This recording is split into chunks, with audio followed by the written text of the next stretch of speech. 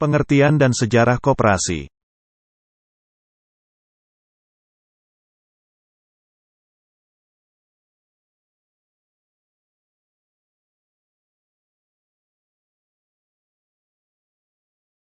Pengertian koperasi.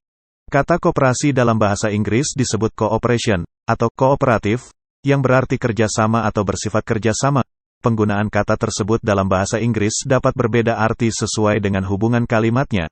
Misalnya, economic cooperation, berarti kerjasama dalam bidang ekonomi, cooperative society, berarti sekelompok manusia yang bekerja sama. Kerjasama tersebut adalah untuk mencapai tujuan bersama untuk kepentingan dan kemanfaatan bersama.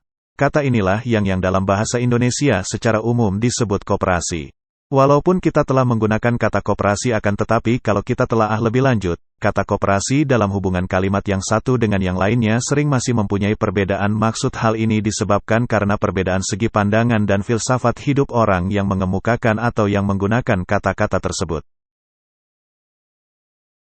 Menurut Undang-Undang Nomor 25 Tahun 1992, koperasi dapat diartikan sebagai sebuah badan usaha yang beranggotakan sekumpulan orang yang kegiatannya berlandaskan prinsip koperasi sekaligus sebagai gerakan ekonomi kerakyatan yang berasas kekeluargaan.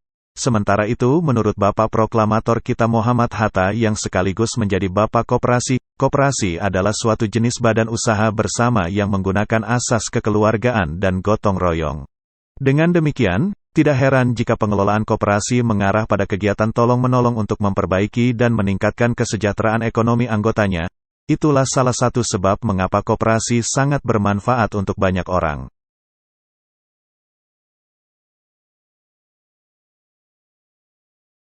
Sejarah koperasi. Sejarah mencatat bahwa gerakan koperasi di dunia dimulai pada pertengahan abad 18 dan awal abad 19. Saat itu koperasi masih disebut dengan koperasi pra-industri. Gerakan ini lahir akibat dari revolusi industri yang gagal mewujudkan semboyan liberté, égalité, fraternité, kebebasan, persamaan, kebersamaan. Semboyan tersebut dianggap gagal karena revolusi industri tidak membawa perubahan terhadap kondisi ekonomi rakyat. Liberté atau kebebasan hanya dirasakan oleh mereka yang memiliki kapital sehingga dapat meraup untung sebanyak-banyaknya. Sementara égalité dan fraternité atau persamaan dan kebersamaan hanya menjadi milik pemilik modal besar. Di Inggris, koperasi pertama kali didirikan pada tahun 1844 di kota Rochdale. Didirikan oleh 28 anggota koperasi ini dapat bertahan dan dianggap sukses karena didasari oleh kebersamaan yang kuat dan kemauan untuk menjalankan usaha. Para anggotanya duduk bersama untuk bermusyawarah guna menyusun langkah agar dapat menghasilkan sebuah satuan usaha yang bisa dijalankan bersama. Bahkan, mereka membuat pedoman kerja dan standar operasional prosedur, SOP. Semua itu mereka lakukan agar dapat mewujudkan visi dan cita-cita mereka. Akhirnya terbentuklah Rochdale Equitable Pioneers Cooperative Society. Pada awalnya, mereka mendapatkan banyak hujatan dari banyak pihak. Namun, mereka mampu membuktikan bahwa toko yang mereka kelola dapat berkembang dengan baik.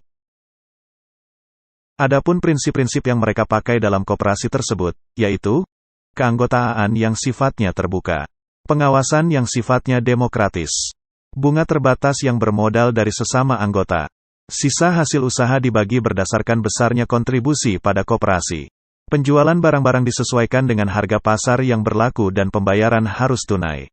Tidak ada diskriminasi dalam suku, bangsa, ras, agama, dan aliran politik. Barang-barang yang diperjualbelikan merupakan barang-barang yang asli, bukan barang rusak, palsu, atau KW. Anggota menerima edukasi secara berkesinambungan.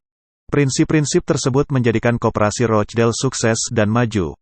Karena itu, prinsip-prinsip di atas menjadi inspirasi bagi koperasi-koperasi lain yang ada di seluruh dunia. Walaupun tampak masih sederhana, apa yang telah diperjuangkan oleh Rochdale dengan segala prinsipnya menjadi tonggak bagi gerakan koperasi seluruh dunia. Pada tahun 1937, prinsip-prinsip tersebut disampaikan sekaligus dibakukan dalam Kongres International Cooperative Alliance, ICA. Pergerakan koperasi di seluruh dunia berjalan tidak spontan dan memerlukan proses yang panjang.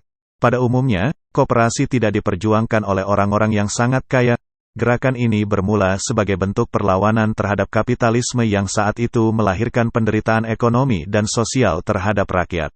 Dalam keadaan yang serba sulit, pihak-pihak kapitalis, kolonial, dan rentenir memperkeruh suasana. Mereka mengambil keuntungan yang besar dari memeras rakyat kecil dan menengah. Orang-orang kecil dan menengah yang kesulitan untuk melunasi hutangnya terpaksa melepaskan tanah milik mereka karena sistem pinjaman berbunga yang mencekik, ditambah kesewenangan pihak kolonial yang suka memonopoli banyak bidang.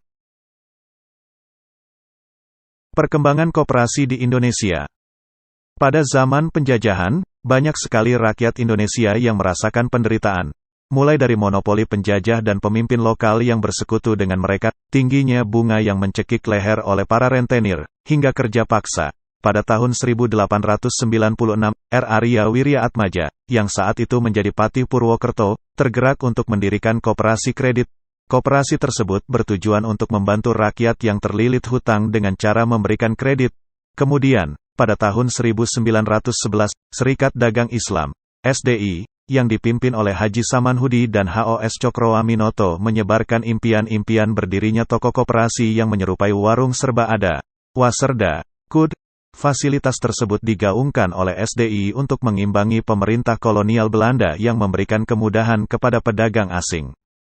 Namun demikian, koperasi-koperasi yang pernah diperjuangkan tersebut mengalami kegagalan karena banyak kendala, baik yang diperjuangkan oleh Budi Utomo, Serikat Dagang Islam, SDI, dan Partai Nasionalis Indonesia, PNI. Koperasi di Indonesia mengalami kestabilan setelah Indonesia merdeka dan memiliki Undang-Undang Dasar 1945. Mengapa koperasi berjaya di Indonesia? Masyarakat kita yang menjunjung tinggi kekeluargaan dan gotong royong menjadikan koperasi sebagai lembaga ekonomi yang sangat cocok untuk diterapkan di Indonesia. Kebiasaan kekeluargaan dan gotong royong tersebut sudah menjadi kebiasaan yang sudah turun-menurun sehingga tidak mengherankan jika asas kekeluargaan dan gotong royong yang diusung oleh koperasi bisa menyatu dengan bangsa ini. Bahkan, sistem perekonomian Indonesia memiliki fundamen yang berbunyi, perekonomian disusun sebagai usaha bersama berdasar atas asas kekeluargaan. Hal ini tertuang dalam Pasal 33 Undang-Undang Dasar tahun 1945 ayat 1. Dilansir dari website Dewan Perwakilan Rakyat Republik Indonesia, DPR RI, makna dari pasal tersebut adalah sistem ekonomi yang dikembangkan di Indonesia seharusnya tidak berbasis persaingan dan asas individualistik. Ditambah lagi ayat kedua dalam pasal yang sama menyebutkan secara gamblang bahwa pemerintah memiliki peran yang sangat besar dalam kegiatan ekonomi negara. Dengan demikian, masih melansir sumber yang sama, pemerintah memiliki wewenang agar pembangunan negara tidak lagi eksklusif. Agar terwujudnya pembangunan yang inklusif, maka pembangunan yang dilakukan perlu difokuskan kepada pembangunan manusianya, bukan sekedar ekonominya. Karena kemajuan ekonomi yang berbasis kemajuan sumber daya manusia, mampu mewujudkan kesejahteraan ekonomi yang merata. Fungsi koperasi. 1. Membangun dan mengembangkan fungsi pertama dari koperasi, yaitu membangun sekaligus mengembangkan potensi dan kemampuan anggotanya secara khususnya dan masyarakat secara umum. Demikian juga, untuk mewujudkan kesejahteraan sosial dan ekonomi rakyat. 2. Meningkatkan sumber daya manusia, SDM. Fungsi kedua dari koperasi, yaitu meningkatkan kualitas sumber daya manusia dan masyarakat secara aktif.